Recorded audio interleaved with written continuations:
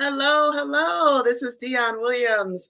Thank you guys so much for joining me today for Emerge Design Talk. I'm again Dionne Williams, the creator of Emerge Fashion Show during New York Fashion Week. Have been so enjoying the Emerge Design Talks with fashion icons and legends who are providing inspiration and information during this time of quarantine. It was started Emerge Design Talk was started during this whole pandemic while we were at home. And it has been such a great time to listen to these icons in fashion and get our mojo back going, get us some inspiration. It has been a great series. I want everybody to follow us on Instagram, Emerge NYFW, and also if you could share this video as well as subscribe to the Emerge Fashion Show uh, YouTube page. I am so excited about our next guest. She is someone that has been a role model to me since I started the Emerge Fashion Show 10 years ago. I have watched her, studied her career. I am obsessed with her, and I'm so glad that she's here today. Let me bring her on. Miss Fern Mallis, how are you? Hi. Okay. How are you, Thea? Oh, good. So Fern is known as the creator of New York Fashion Week, and I have been watching your career since I started Emerge 10 years ago, and I've always been so uh, I just love the way that you've been so supportive. You didn't even know me. So in February, before the shutdown, I had the Emerge Fashion Show in New York doing Fashion Week. And Fern accepted the Fashion Innovator Award at my event. I was so excited. I still am so grateful to you for your support for the show. Well, thank you. It was an honor, and it was really fun to be there and to be honored. I appreciate it. I have a picture from when we from the show when you accepted the Fashion Innovator Award. It was such a great time. I really appreciate that. This is going to be fun. People are so excited about you being on the show. I know you're busy during this time. You've been talking a lot during quarantine, just providing information. I'm really glad you're here on Emerge Design Talk. I want to get into the beginning because I know, study your career for a while. I know that you had grew up in the fashion industry, like kind of in fashion, because your father worked for the garment district. Is that how you got started or become aware of fashion? Pretty much. My dad was a salesman in the industry. He sold women's scarves and accessories, and both of his brothers were in the industry. One was a salesman for women's sportswear, and the other one was in textiles. And I used to just love going to work with him as a little kid. Every time there was a day off from school, and seeing the hustle bustle in the garment district. It was the days of all the dolly carts with rolls of fabric and clothing, everything busy, busy. Everybody on the street knew each other. Now all of that's gone because it's all offshore, and that it's just not the same anymore. But that was my early indoctrination into the fashion world, for sure. Right. And then you went on to college. Did you study fashion or were you into graphics or was something you were into? I studied fashion in high school at Okay. Madison High School, and I won the Fashion Design Award. And I was also voted best dressed in my high school. And that Right. was James Madison High School, the same high school that Senator Chuck Schumer went to, and the same high school that Ruth Bader Ginsburg went to.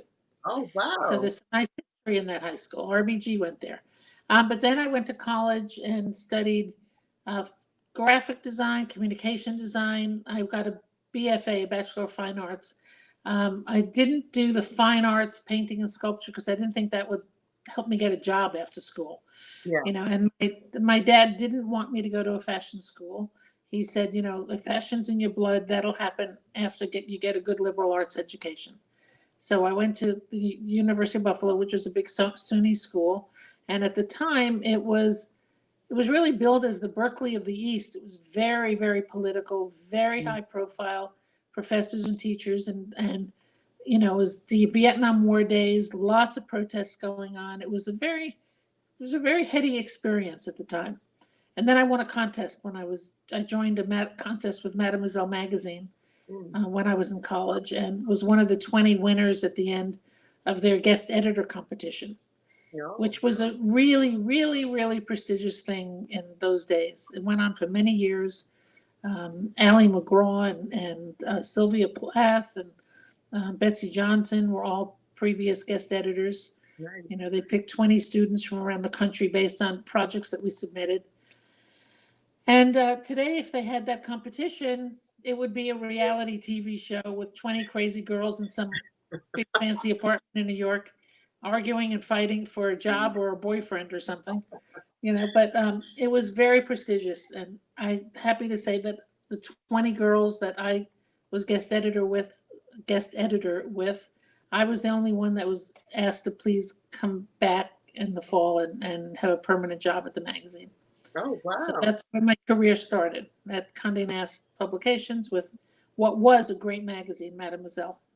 Right. So after college, when you went on to that path, I read that because I have a PR firm. So you went, found it very interesting that you went into PR or interiors at the same, during that time. Well, what happened is I worked at Mademoiselle for 6 years and did their college competitions and then merchandising and marketing. So I was going all over the country to every department store doing events to bring them issues to life. But I was always very networky, always Mhm. kind of connected with friends doing interesting work in New York. And after I left the magazine, I had a short stint on 7th Avenue in a showroom for a sportswear manufacturer. I hated doing that. Mm. And then I became fashion director of a store called Gimbel's East. Gimbel's was a big department store. Everybody remembers Miracle on 34th Street with Macy's and Yeah. Gimbel's, and they had a store up in the Upper East Side, which was very exclusive and special. And I was fashion director up there for several years. And then the company was bought and merged, and it all changed. And I found myself trying to figure out what I wanted to do. And I used to say that I had 411 steps, tattooed on my head. Yeah. There are young people today that probably have no idea what 411 means. It was Information. 411 was information to get anything you needed. Yeah. Now it would have to say Google, Right. you know. And everybody was calling me all the time for how do I get this? I need balloons for a party. I just finished designing this restaurant. Who do you know at the newspaper can get it published? Everything. I was the central source, and I said, I could get paid for this, and I figured out it was really about public relations, which is connecting people and making things happen for people, Mhm. and so I started Fern Mallis Public Relations, and I started it in my friends' offices, my friends who were architects and interior designers, Scott and Okay. Robin, and they at the time were designing Studio 54. Wow. So it was a really fun office to be in. I know that Steve was Steve Rubell and Ann Schrager would come up to the office for meetings, and I had a desk that was a corner in their office with a typewriter return, and I started helping them and other people in the interiors and architectural world.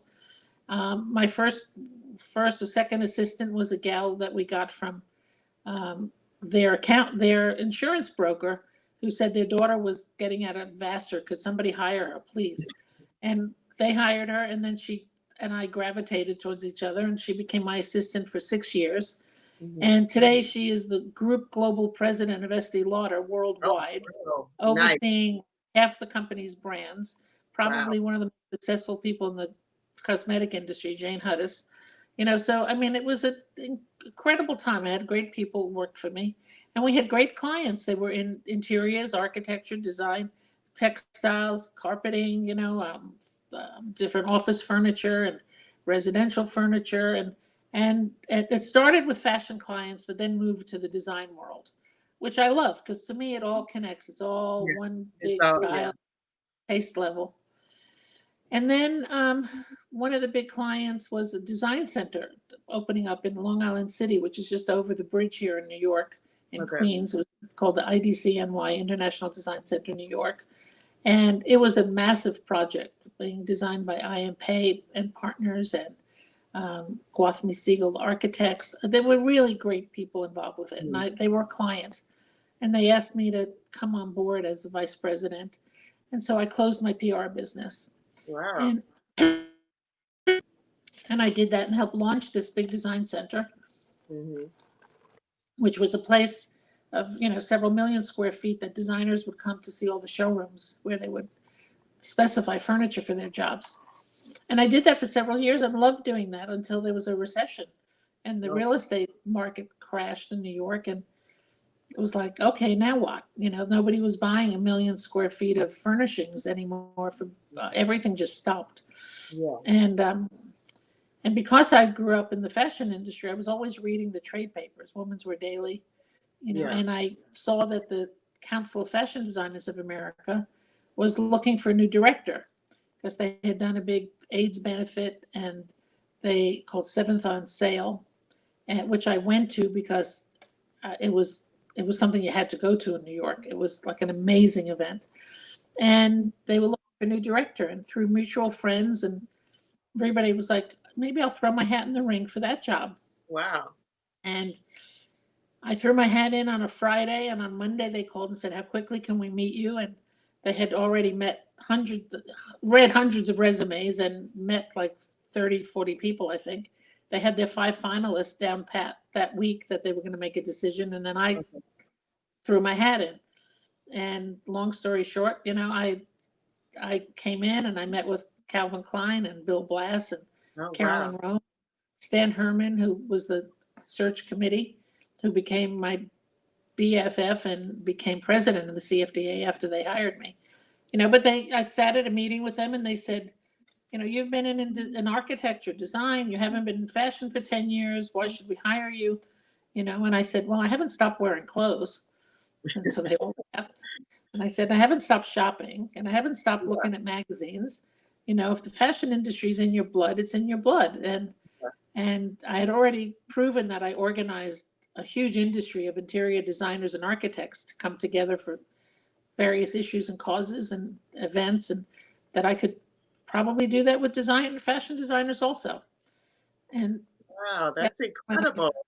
got hired, and I was the one selected to take on the CFDA and redesign everything there, redesigned the logo to the beautiful logo with the red F that my friends from Pentagram did, and moved the office from a really terrible little closet space by the freight elevator on 1412 Broadway to a nice office that my friends, the architects who I had worked with, designed and pulled together for me on a shoestring budget, Very and nice.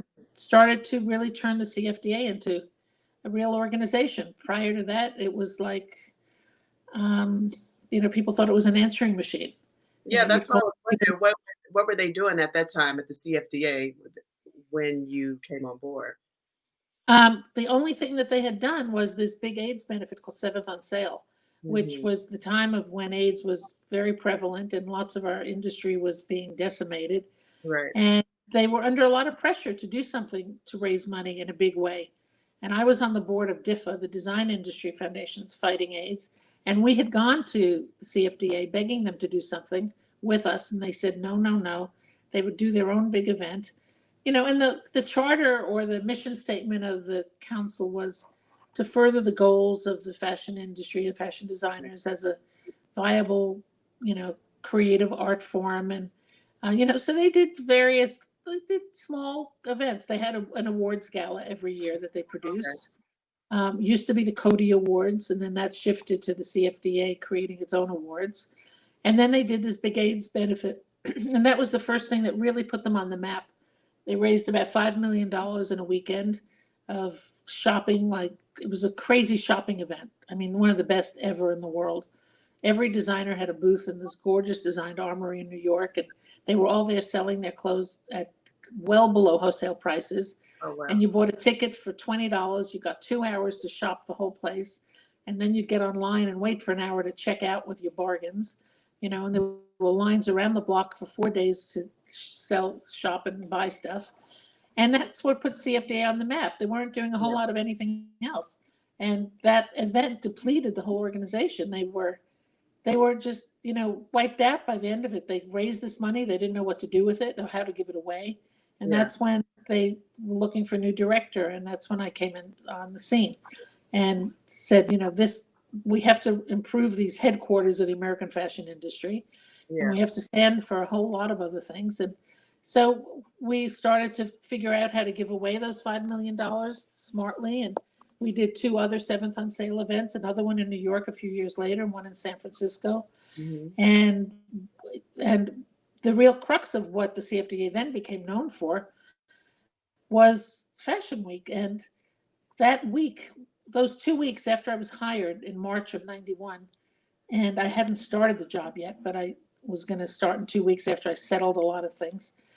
They said there was a show. Michael Kors had a show. In fact, Michael had a show today that was online digitally, his fashion Oh, show. yeah. Yeah. And it was in an empty loft space in Chelsea. And when he turned the bass music on, the ceiling started to crumble. Oh And my literally chunks of plaster on the ceiling came down on Cindy, Linda, Naomi, Claudia, the one named Oh my Supermodel. gosh. He always had the best models in the world. Yeah. And they brushed their shoulders and kept walking because they're pros and they're paid for Yeah. that. But chunks of plaster landed in the laps of Susie Menkes from the International Herald Tribune Oh. and Carrie Donovan, who was the critic for the New York Times. And they wrote, "We live for fashion. We don't want to die for it." Oh my gosh. That was the next day headlines. And I said, I think my job description just changed. And it became a mission to find, safe, sound, convenient places for the American designers to put on fashion shows. And 7th on 6th was born. And 7th on 6th was named after the 7th on sale, which was the AIDS benefit. Yeah. 7th Avenue being the generic name of the fashion industry. And I then got on the phone and, met with everybody under the sun and met with all the heavy hitters to raise the money to put it together, and we created the first tents in Bryant Park 2 years later, and changed the fashion world. Oh my gosh. So that's the story of how New York Fashion Week was created. Yeah, I mean, well, the first person I called for money, we literally had a guy in my office working out of a closet, trying to design stuff. After we look, I spent a year looking at every empty parking lot in New York, every pier, Yeah. every possible building that was under construction and stopped, trying to find spaces. And we wound up being able to make a deal with Bryant Park, which was like the backyard of the fashion industry. It's like a Okay. block away from all the Yeah. showrooms.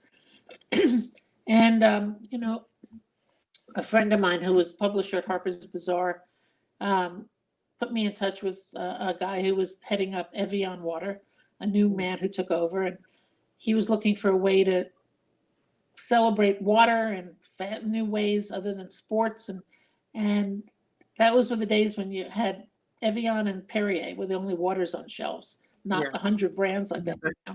And so he was really the first sponsor that signed up. He said he'd give you $100,000. I said, I'll take it.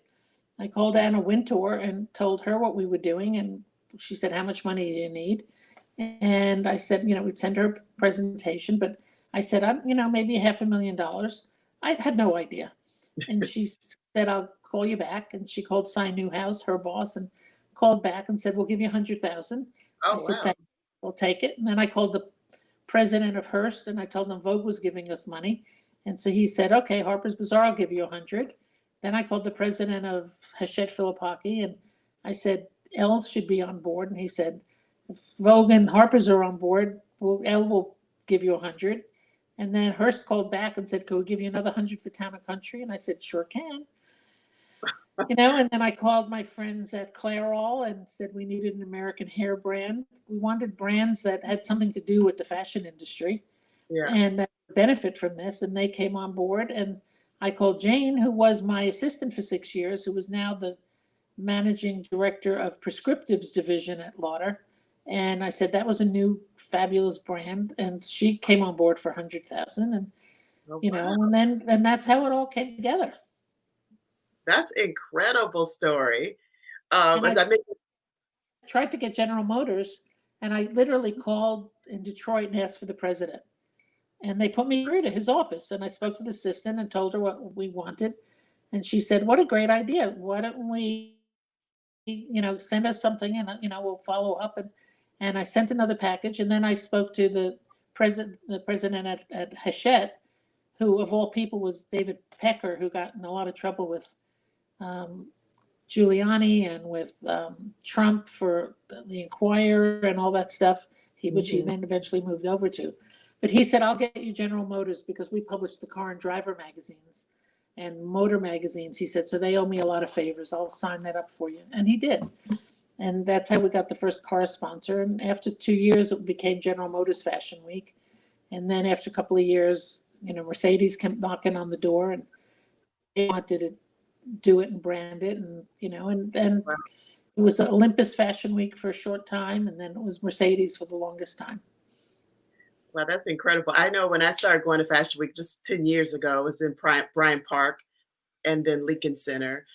When it was in Bryant Park, it's all about the fanfare. This week I watched, before I talked to you, I studying. One of the things I was watching is the film, The Tents, and it kind Yeah. of talks about the whole fanfare that's outside.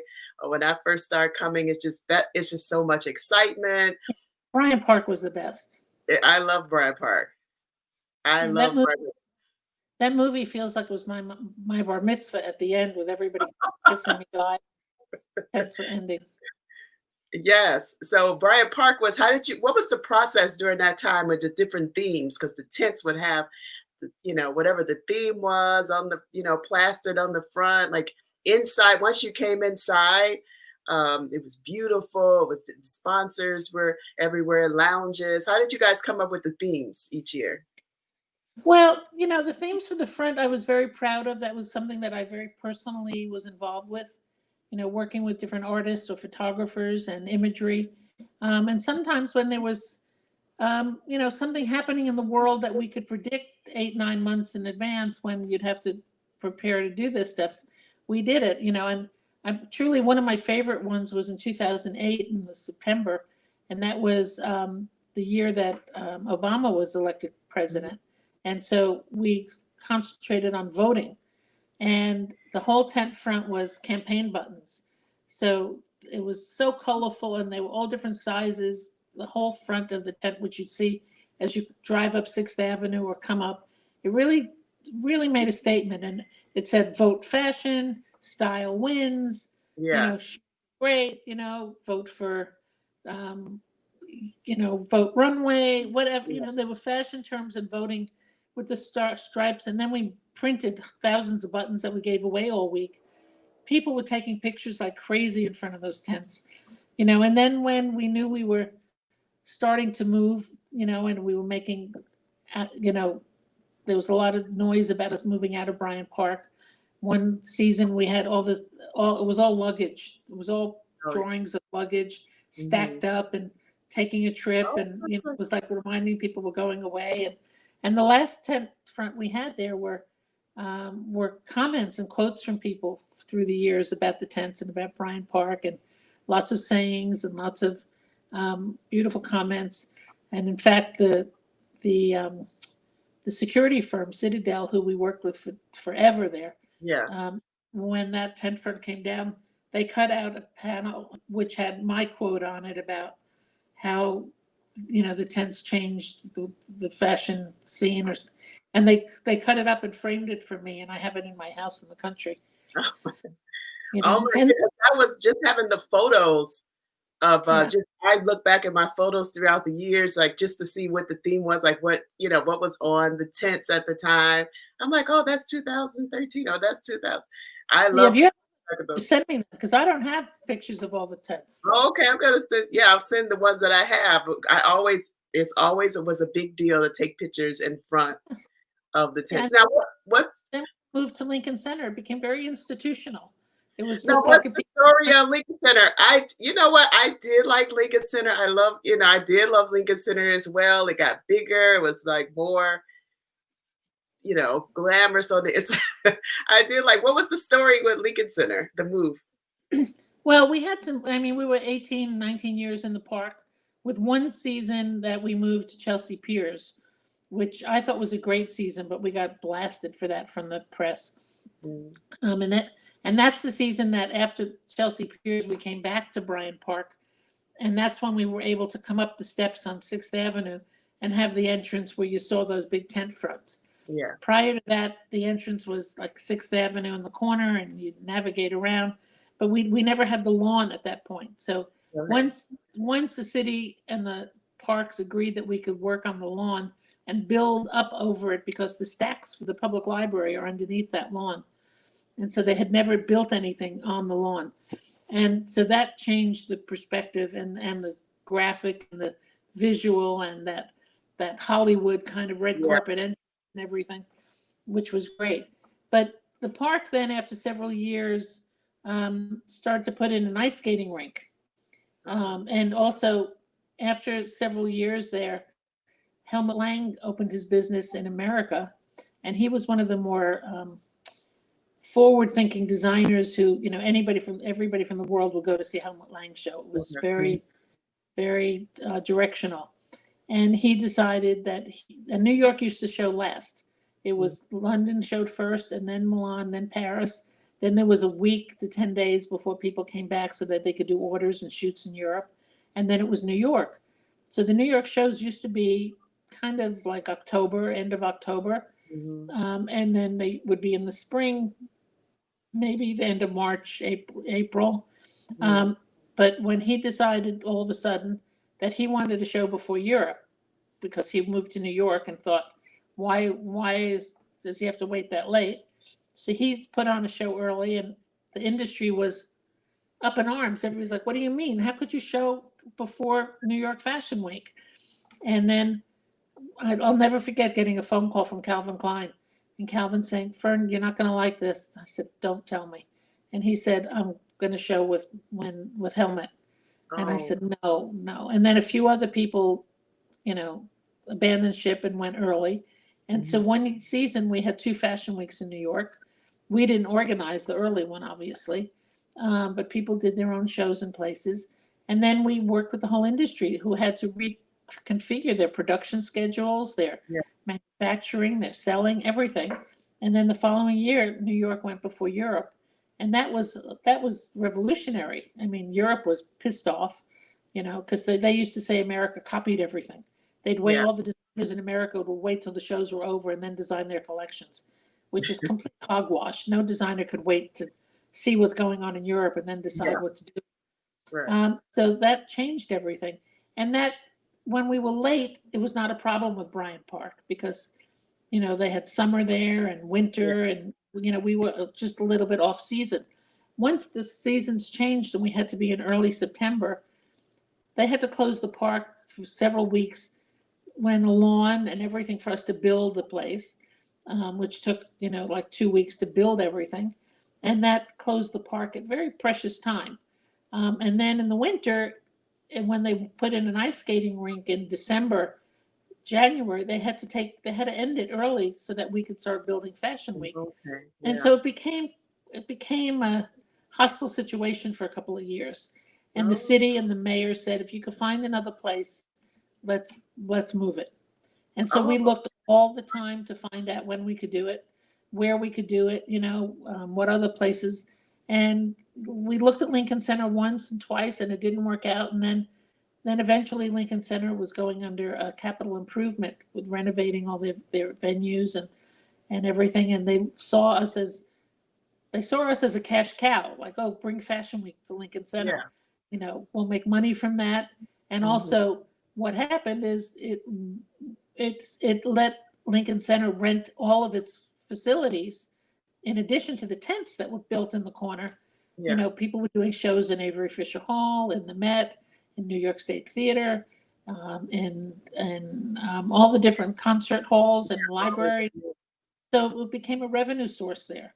And that's when I left. I left after Bryant Park, because I said, I saw the writing on the walls. I could justify it and spin it as well as anybody could. But I saw that memos were going from 3 people to 30 people, and everybody had to weigh in on everything. And I said, this is not fun. Now, were you there the first year it went to? I saw you at Lincoln Center. That's why I was there. I was theoretically a consultant at that point, but I really was not. I mean, I had negotiated my separation just prior to the shows happening at Lincoln Center. I said, this is time for somebody else to take it on. It's a perfect time to make the break. Yeah. And I didn't like Lincoln Center, and the industry didn't like Lincoln Center. It was too big. It became very commercial. It was more about bigger lobbies and more Yeah. sponsors. And the fashion industry, the diehards hate the sponsors. The Yeah. other people love sponsors because they're looking around to get free everything. But it's a Yeah. complete distraction from What's going on? business of seeing the collections and shows and getting in and out and getting to the next place on time and not having to go through a lobby with hundreds of people who have nothing to do with the industry. Friends of the water company, friends of this one, friends of that one, American Express customers. I mean, you name it. And it was a long walk from the street to get into the Yeah. tents and to get Yeah. venues. Yeah. And so, I mean, when that contract was up in 5 years, people couldn't get out of there quick enough. Oh my God. Yes, because that's true. Because would be in Lincoln Center and not really going to a show maybe that day, just in the lobby. It's tons of And people there. you were what we would call a lobby flea. Yeah, exactly what I was. Trying to get the free stuff, like you said. Yeah, and people would figure out if I hang out here long enough, I can go to like the entrance to one of the shows where security is and get standing room and get in and see things. So there were people who just hung around all day and went in and out of shows and pushed their way into everything. And Oh, it's just a change. I know. I have to admit that at the beginning, I was one of those trying to figure out how can I crash some of these shows. So what happened once you left Lincoln Center, IMG? You started a consultant company. Did you Yes. feel how did that feel, that transition? How was that for you? Well, I took a year off to just kind of catch my breath. I mean, because I hadn't stopped, Yeah. and doing New York shows. I've been going a couple of times a year to India, working on Fashion Week in Mumbai, going to Berlin where we created a fashion week. And, we created fashion weeks in lots of places. And I was being called, to go to Dubai to meet with the government. They wanted to do a fashion week. Let's go to Singapore. They want to do something. Let's go to Russia, let's go, Mexico and Toronto and, wherever anybody wanted to create a fashion week and Yeah. Tokyo and Beijing and Shanghai. I mean, it was a marvelous experience traveling everywhere. That's But incredible. it was time to just catch my breath, and enjoyed my house in the country, and then people started calling after a few months of, and in my book, I call it the coffee phase of my life, Mhm. where people would call up and say, "Hi, I have a new project starting up. Can I talk to you? Oh, I have this new, idea. Can I bounce it off you? Can I take you out for a cup of coffee? And Yeah. oh, can I take a cup of coffee? I need some help on something. Can I take a cup of coffee?" And I would say nobody offered me lunch or dinner. They just wanted coffee, Quick. and I met with a lot of people, and before you knew it, a few things started to sound interesting and exciting. And one friend introduced me to this woman at the 92nd Street Y, which is this very prestigious cultural center in New York, which I know because I lived here my whole life and would go there to hear, you know, brilliant architects or writers or people speak. They had an unbelievable speaker series, and I was asked if I would be interested in hosting one with designers. Yeah. And I said, well, I'm the one who's usually interviewed, but I guess I could come up with some smart questions. And before you knew it, we created fashion icons with Fern Mallis. And Susan at the Y said, "Do you think you can get some good people to, talk to you?" And I said, "I'll try." The first one I got was Norma Kamali, who's an old friend, and I knew that I adore her and think she's brilliantly talented. Yeah. That I knew that it would be get my teeth wet on her. And then the next one was Calvin Klein. And when Calvin came on the stage and I said, "Why are you here? You don't have he had sold his business 10 years earlier." I said, "You don't have a product to sell. You don't have a fragrance to pitch. Yeah. Most people do that kind of stuff when they have some agenda for their own businesses." And he said, "I'm doing it because you asked me." Yeah. And I said, "Good answer." you know, and then Donna and Michael Kors and Marc Jacobs and Tom Ford and Yes. Diane and Andre, Leon Talley and Polly Mellon and Bruce Weber, and you name Bill Cunningham, and Yeah. I started doing everybody, and it became a really in-demand, very prestigious interview series that I'm as proud of as I am of the tents, because Yes. they are definitive interviews of these people's lives. And the first 19 of them are in a book that Rizzoli published called Fashion Lives, and Fashion Lives, which is what I Yeah. like about the title. And it's, it looks, these are Yeah. the, I love the book and the 92. Yes. that's the card of them. And then, I have my book, and and I've been to your series, your 92 One Fashion series. I've been to a couple of them. They happen around Fashion Week. I think I went to Andre Leon Talley, and I had another. I can't remember who the second one was. They were so informative. They're intimate. I love that series. yeah, it's a fabulous series. So it's like the 8th year, 19th. We've just today, it was shut down, but for 6 weeks or 8 weeks, we had 10 of my favorite ones, the 92Y, put up on demand, on the internet. Oh, I saw. I gotta go back and see that. So No, what? and you can't now. It's no. It's they took it down. Oh, It they was took from it the down. archive, from the vault, and you could pay $15 to see one, or $100 to Right. see all 10. And we promoted it like crazy on all my Instagram and Facebooks and Yeah. everything. And they got a nice response to it. And we'll try and get them to do it again. But it was, I've since done another 30 great interviews since Yeah. the book came, and we're going to start working on a second book with I was Rizzoli. like, I was wondering if you were gonna do a part two of the book. Yeah. Yes, definitely volume 2. Stay tuned, but it's going to be a good year and a half away to get it all done. I love But that. So it'll be worth it. during this time of COVID, like now, right before COVID hit, Fashion Week happened. I did Emerge in February. Fashion Week was going on. I was preparing for September, and then March, everything just shut down.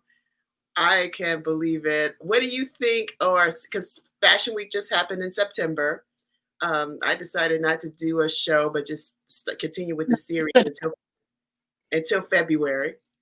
So what did you think? What did you see this September during Fashion Week, or how do you think it's Well, evolved? I watched a couple of things online from New York and from Europe. Um, I mean, I happened to be in the city during New York Fashion Week. I wasn't invited to anything, but for the first time in 25 years, I did not attend Fashion Week, Oh my um, God. which was spooky, but it was okay. Because whatever shows were live, and there were maybe 3 of them, I had COVID restrictions of how many people they could have, and Yeah, if you can only have 40 or 50 people, it really wasn't necessary for me to be there. yeah, And and some people I think were very clever and did some fun films and video kind of presentations. Some people I think were a little too creative, and you couldn't even figure out what the clothes were. They're all frustrated filmmakers and artists. So yeah, you have to stay focused. But I saw a fair amount of things. But the one thing I really do want to say that I think is important, and I really want to give credit to the designers both here and in Europe who put together collections and shows, because they did all of that during a quarantine and a COVID yeah, 6-7 month period. They were not working in offices. They were not in their design studios. Everybody was working separately in their own places, communicating like we are on a video conference or Zoom calls or something. And they didn't have access to touching their fabrics and materials, and the fittings, and the factories were closed. I mean, everything was shut down. It's a miracle to me that they all were able to pull a collection together. yeah. I don't know what the noise was. Oh, probably. Yeah, Anyway, so I mean, really kudos to them for pulling off anything. yeah, I mean, and getting their teams together on the same page to do whatever it was they decided to do. yeah, Getting the collections, and then the ones who did models, having the models come, and people trying to work respectively, socially distanced, which is not what the fashion, not socially distant people. Everybody's in your face and on top of you. Yeah. And if you think about when COVID first hit our shores, it happened when Fashion Week was in Europe. And Yeah. Milan was the first place that was really, really hit badly, Yeah. and the shows were being impacted. Editors were starting to come home. Headquarters were starting to tell people to get out of Europe and get home. Yeah. It was very bad in Italy, and Mr. Armani was the last show.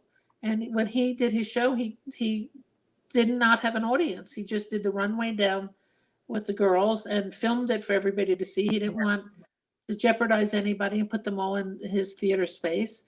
And Mhm. at Milan should have been the last show, and the industry should have said Paris is canceled, but they Yeah. didn't. Paris went ahead, and everybody went over to Paris, air kissing, hugging, kissing, party, backstage, hair and makeup, everybody in each other's face. And then France was as badly hit as anywhere else. And who's at all these shows? A ton of Chinese from China, from Germany, people from all over the Yeah. world who gather at Fashion Week, all went back to their respective places. And, Yeah. and I'm convinced that that's brought a lot of that back to our shores. Yeah. You know. Definitely. So what's now? What have you been doing since during quarantine? Well, I've been working on getting a lot of new, interesting, exciting board members to FIT's foundation board, which I've been working on. I've been doing a lot of these calls and talks and Zoom things and interviews and IG lives and all of that stuff. And, we're starting to get our ducks in a row for getting the information we need for, volume 2 for the book. I'm doing an online celebration next week or the week after with David Uriman for his birthday and Bloomingdale's for special customers. And, there's a couple of different projects here and there that keep cropping up. And, I did some stuff with Nashville Fashion Week online and moderating some panels. And in 2 weeks, I'm doing, which will be posted on all my information, a screening of the Pierre Cardin documentary. Yes. We're doing that for FIT, and people can sign up to watch that. And then I'm going to moderate a panel after the movie screens with the two filmmakers who are from the West Coast, and with Valerie Steele from the museum at FIT. Okay. And that movie's really great. It's fascinating to watch this man's career. So I'm doing that, and I can't even remember. I'm busy, and the days go by. I don't even know how. I don't know where 8, 9 months went. It's insane. Oh my God, this is it's a lot. So we could follow you on Instagram. I know I follow you on Instagram. You're very active there, Fern Mallis. It's At also Fern and also Facebook. Facebook and LinkedIn, we try to post whatever's going on, whatever looks interesting that I'm doing, and let people know to follow. Yeah. Absolutely. That's people to get her book. I just want to thank you Book so is much. available on Amazon.